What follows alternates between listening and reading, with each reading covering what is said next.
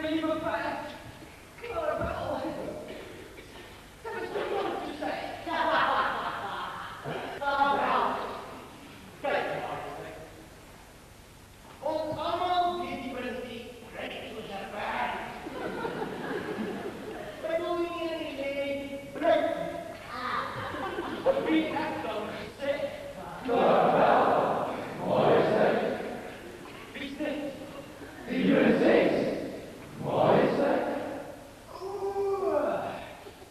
Zie wat ze de paard lijkt. Majesteit. Janus, die niet gevallen is. En draait veel meer die vol groene betekenis. Ja, nog een. Ja. Maar ik is eigenlijk hier in het briefhof zitten. Maar majesteit is toch zo duidelijk zoals Beatrice.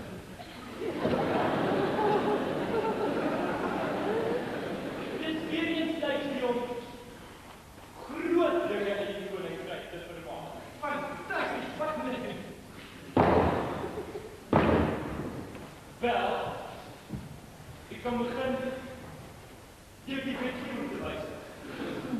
Die wetgeving, mag jij het, die verkeerd, zie het verhaal in de stad, als op dan staan.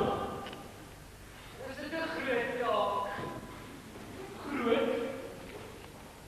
En prijzenswaardig, majesteit. Primitief. Daar is die wetgeving, majesteit. Ik heb nou net hier.